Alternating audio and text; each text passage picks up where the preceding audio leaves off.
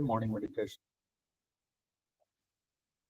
ज्ञानतिमिरान्धस्य ज्ञानाञ्जनाशलाकया चक्षुरुन्मीलितं येन तस्मै श्रीगुरवे नमः। नमः ॐ विष्णुपादाय कृष्णप्रेष्ठाय भूतले श्रीमते भक्तिवेदान्त स्वामिन् इति नामिने। नमस्ते सारस्वते देवे गौरवाणि प्रचारिणे निर्विशेष शून्यवादी पाश्चात्य देशतारिणे। जय श्री कृष्ण चैतन्य प्रभु नित्यानंद श्री अद्वैता गदाधर श्रीवासादि गौरभक्तवृंदा। हरे कृष्ण कृष्ण कृष्ण हरे हरे, हरे राम राम राम हरे हरे। ओम नमो भगवते वासुदेवाय, ओम नमो भगवते वासुदेवाय, ओम नमो भगवते वासुदेवाय। निगमकल्पतरोर्गलितं फलं शुगमुखात् अमृतद्रवसंयुतं पिबत भागवतं रसमालयं मुहुरहो रसिका भुवि भावुकाः। नारायणं नमस्कृत्यं नरं चैव नरोत्तमं देवीं सरस्वतीं व्यासं ततो जयमुदीरयेत्। नष्टप्रायेषु भद्रेषु नित्यं भागवतसेवया भगवती उत्तमश्लोके भक्तिर्भवति नैष्ठिकीम्। कृष्णाय वासुदेवाय देवकीनन्दनाय च नन्दगोपकुमाराय गोविन्दाय नमो नमः। हरे कृष्ण। ശ്രീമദ് ഭാഗവതം പഞ്ചമസ്കന്ധം 7-ാമത്തെ അധ്യായം ഭരതമഹാരാജാവിന്റെ കർമ്മങ്ങൾ. ഇന്ന് വായിക്കുന്നത് ശ്ലോകം 9 മുതൽ 13 വരെയാണ്. യത്ര വാവ ഭഗവാൻ ഹരിരധ്യാഭി തത്രത്യാനാം നിജജനാനാം വാത്സല്യേന സന്നിധാപ്യത ഇച്ഛാരൂപേണ. വിവർത്തനം ശ്രീല പ്രഭുപാദ് കി ജയ്. പുലഹാശ്രമത്തിൽ പരമദിവ്യോത്തമ പുരുഷനായ ഭഗവാൻ ഹരി അദ്ദേഹത്തിന്റെ ഭക്തന്മാരോടുള്ള അതീന്ദ്രിയ വാത്സല്യത്താൽ അവർക്ക് ദൃശ്യനാവുകയും അവരുടെ അഭിലാഷങ്ങൾ സഫലമാക്കുകയും ചെയ്യുന്നു. അപ്പോൾ ഭരതമഹാരാജാവ് തന്റെ രാജ്യവും അധികാരവും സമ്പത്തുമെല്ലാം ഉപേക്ഷിച്ച് പൂർണ്ണമായും ഭഗവാന്റെ സേവനത്തിൽ മുഴുകുന്നതിനു വേണ്ടി രാജാധികാരം പുത്രന്മാരെ ഏൽപ്പിച്ച് പുലഹാശ്രമത്തിലേക്ക് പോയി എന്ന് നമ്മൾ കഴിഞ്ഞ ദിവസം കണ്ടിട്ടുണ്ടായിരുന്നു. ആ പുലഹാശ്രമത്തിന്റെ പ്രത്യേകതയാണ് ഇവിടെ ഈ 2 ശ്ലോകങ്ങളിൽ പറയുന്നത്. അവിടെ ഭഗവാൻ വാത്സല്യേന സന്നിധാപ്യത ഇച്ഛാരൂപേണ, ഭക്തന്മാരുടെ ആഗ്രഹമനുസരിച്ച് ഏത് രൂപത്തിൽ ഭഗവാനെ ദർശിക്കാനാണോ ആഗ്രഹിക്കുന്നത് ആ രൂപത്തിൽ ഭഗവാൻ പ്രത്യക്ഷത്തിൽ ദർശനം നൽകുന്ന ഇടമാണ് പുലഹാശ്രമം എന്ന് പറയുന്നത്. ഭഗവാന്റെ പ്രത്യക്ഷ സാന്നിധ്യം നിറഞ്ഞു നിൽക്കുന്ന ഇടമാണ് പുലഹാശ്രമം എന്ന് പുലഹാശ്രമത്തിന്റെ ഒരു പ്രത്യേകത പറഞ്ഞു. അടുത്ത ശ്ലോകത്തിലും പുലഹാശ്രമത്തിന്റെ മറ്റു പ്രത്യേകതകളാണ് പറയുന്നത്. യത്രാശ്രമപദാന്യുഭയാതോനാഭിർദൃശ ചക്രൈശ്ചക്രനദീനാമ സരിപ്രവരാ സർവദാ പവിത്രീകരോതി. പുലഹാശ്രമത്തിലെ ഗണ്ഡകി നദി എല്ലാ നദികളിലും വെച്ച് ശ്രേഷ്ഠമാണ്. സാളഗ്രാമ ശിലകളും സ്ഫടികക്കല്ലുകളും ആ പ്രദേശത്തെ മുഴുവൻ പവിത്രീകരിക്കുന്നു. ഓരോ സ്ഫടികശിലയിലും മുകളിലേക്കും താഴേക്കും നാഭിയുടെ ആകൃതിയിൽ വൃത്തങ്ങൾ ദൃശ്യമാണ്.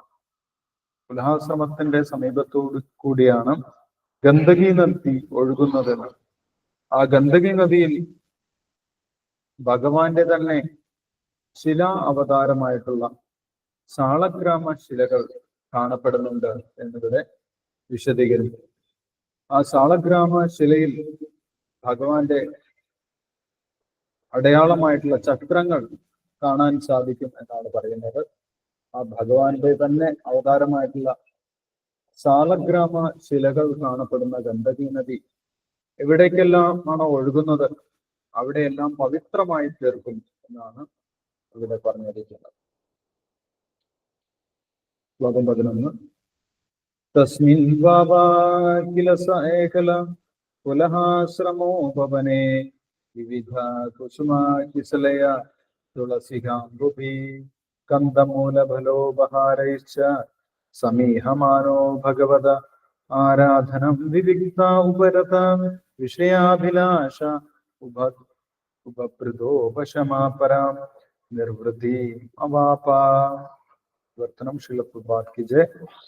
ഭരത മഹാരാജാവ് പുലഹാശ്രമത്തിലെ പൂവാടികളിൽ ഏകനായി വസിച്ചു. അദ്ദേഹം നാനാതരം പൂക്കളും തളിരുകളും തുളസീദളങ്ങളും വേരുകളും കിഴങ്ങുകളും ഫലങ്ങളും ഗണ്ഡകി നദിയിൽ നിന്ന് ജലവും ശേഖരിച്ചു.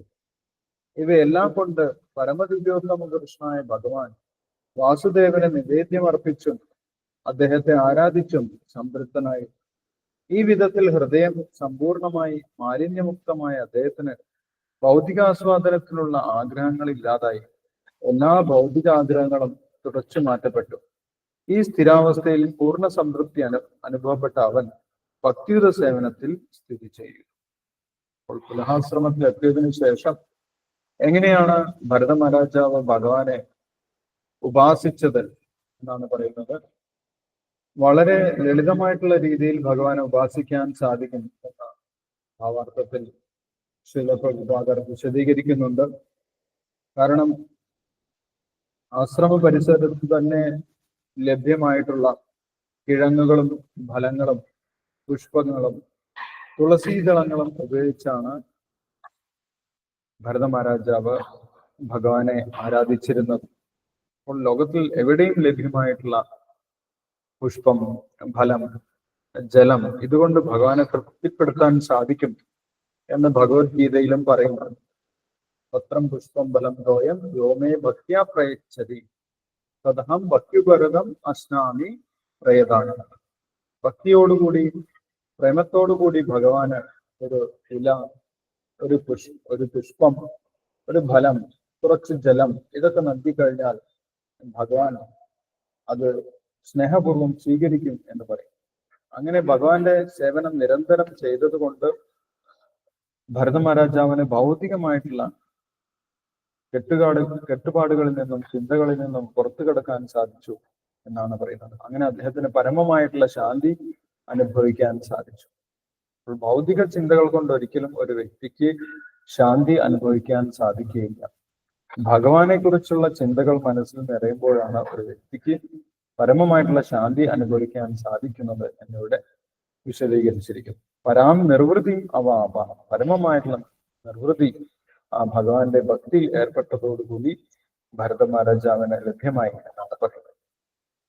തയേത്തം അവിരത പുരുഷ പരിചര്യ ഭഗവതി പ്രവർദ്ധമാനാനുരാഗാഭര ദ്രുത ഹൃദയ ശൈഥില്യ പ്രഹർഷവേഗേനാത്മന്യു വിദ്യമാനം രോമാപുളക ഉത്കണ്ഠ്യ പ്രവൃത്തയ പ്രണയ ഭാഷ്പ നിരുദ്ധാവലോകനയന ഏവം നിജരമണാരുണ ചരണാരവിന്ദാനുധ്യാന പരിചിത ഭക്തിയോഗേന പരിപ്ലുത പരമയാഹ്ലാദഗംഭീര ഹൃദയ ഹൃദാവഗാഢദിശണ താമഭി പ്രിയമാണാം ഭഗവത്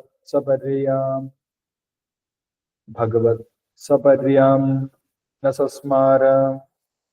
വർത്തനം ശില പ്രഭുപാദ് കി ജയ്. ഏറ്റവും ശ്രേഷ്ഠനായ ഭരത മഹാരാജാവ് ഇപ്രകാരം ഭഗവാന്റെ ഭക്തിയുത സേവനത്തിൽ നിരന്തരം വ്യാപൃതനായി. വാസുദേവനോട് കൃഷ്ണനോടുള്ള അവന്റെ ഭക്തി സ്വാഭാവികമായി അധികം വർദ്ധിക്കുകയും അവന്റെ ഹൃദയം അലിയുകയും ചെയ്തു. പരിണിത ഫലമായി അദ്ദേഹത്തിന് തന്റെ ക്രമീകൃത ചുമതലകളിലുള്ള മമത ക്രമേണ നഷ്ടമായി. ഭക്തിപാരവേശത്താൽ രോമഹർഷത്തിലായ അദ്ദേഹത്തിന് ഭക്തിയുന്മാദത്തിന്റെ ശാരീരിക ലക്ഷണങ്ങളെല്ലാം പ്രകടമായി. കണ്ണുകളിൽ നിന്ന് ധാരമുറിയാത്ത കണ്ണുനീർ പ്രവാഹമുണ്ടായ അദ്ദേഹത്തിന് ഒന്നും കാണാൻ കഴിയാതെയായി. അവിധത്തിൽ അദ്ദേഹം ഭഗവാന്റെ ചെന്താമര പാദങ്ങളിൽ സദാ ധ്യാനനിരതനായി. ആ സമയത്ത് ഒരു തടാകം പോലെയായ അദ്ദേഹത്തിന്റെ ഹൃദയം ഉന്മത്ത ഭക്തിയുടെ ജലത്താൽ നിറയപ്പെട്ടു. മനസ്സ് ആ തടാകത്തിൽ ആമഗ്നമാകവേ അദ്ദേഹം ഭഗവാന് വേണ്ടി പതിവായി അനുഷ്ഠിക്കേണ്ട സേവനം പോലും വിസ്മരിച്ചുപോയി. അങ്ങനെ ഭഗവാന്റെ ഭക്തി സേവനം ചെയ്ത് വളരെ ഉയർന്ന നിലവാരത്തിൽ എത്തിച്ചേരാൻ ഭരത മഹാരാജാവിന് സാധിച്ചു എന്നാണ് പറയുന്നത്. അദ്ദേഹത്തിന് അനർത്ഥ നിവൃത്തി ഉണ്ടായി, പിന്നീട് നിഷ്ഠയുണ്ടായി, രുചി, ആസക്തി, അങ്ങനെ ഭാവതലത്തിൽ വരെ ഭരത മഹാരാജാവിന് എത്തിച്ചേരാൻ സാധിച്ചു. ആ ഭാവതലത്തിൽ അദ്ദേഹത്തിന്റെ കണ്ണുകൾ നിരന്തരം പ്രവഹിക്കുകയും അദ്ദേഹത്തിന് രോമാഞ്ചമുണ്ടാവുകയും അദ്ദേഹത്തിന് ഗദ്ഗത കണ്ഠനായി തീരുകയും ചെയ്തു എന്ന് പറയും. അതെല്ലാം ഭാവാവസ്ഥയുടെ ചില ലക്ഷണങ്ങളാണ്, ഹർഷോന്മാദ ലക്ഷണങ്ങളായിട്ട് പറയും. ഭഗവാനെ കുറിച്ച് കേൾക്കുന്ന സമയത്ത്, ഭഗവാന്റെ നാമം ജപിക്കുന്ന സമയത്ത് ഹർഷോന്മാദം ഉണ്ടാവുകയും പുളകമുണ്ടാവുകയും ചെയ്യുന്നത് അഷ്ടസാത്വിക വികാരങ്ങളിൽ അതിന്റെ ലക്ഷണങ്ങളാണ്. അപ്പോൾ അതെല്ലാം ഭരത മഹാരാജാവിൽ കാണാൻ സാധിച്ചു എന്നാണ് പറയുന്നത്. ഇത്തം ധൃത ഭഗവത് അയണയാജിന വാസസാനു സവനാഭിഷേക ആർദ്ര കപിശ കുടില ജടാകലാഭേന ചൈരോചമാനഃ സൂര്യാർച്ചാ ഭഗവന്തം ഹിരണ്മയം പുരുഷാമുജ്ജിഹാനേ സൂര്യമണ്ഡലേ അഭ്യുപതുഷ്കണ്ഠേനോവാച. വർത്തനം ശുലഭ പ്രാർത്ഥിച്ച്. ഭരത മഹാരാജാവ് വളരെ സുന്ദരനായി കാണപ്പെട്ടു. അദ്ദേഹത്തിന്റെ ശിരസിലെ ചുരുണ്ട് സമൃദ്ധമായ മുടി അദ്ദേഹം ദിവസം 3 തവണ സ്നാനം ചെയ്തിരുന്നതിനാൽ സദാ ഈർപ്പമാർന്നതായിരുന്നു. മാൻതോൽ ധരിച്ചിരുന്ന അദ്ദേഹം സൂര്യന്റെ ഉള്ളിൽ വസിക്കുന്ന സുവർണ തേജോ കിരണങ്ങളാൽ ക്രമപ്പെടുത്തിയ ശരീരമുള്ള നാരായണ ഭഗവാനെ ആരാധിച്ചു. ഋഗ്വേദ മന്ത്രങ്ങളാൽ നാരായണ ഭഗവാനെ ആരാധിച്ചിരുന്ന ഭരത മഹാരാജാവ് സൂര്യോദയ സമയത്ത് താഴെ പറയുന്ന മന്ത്രം ചൊല്ലിയിരുന്നു.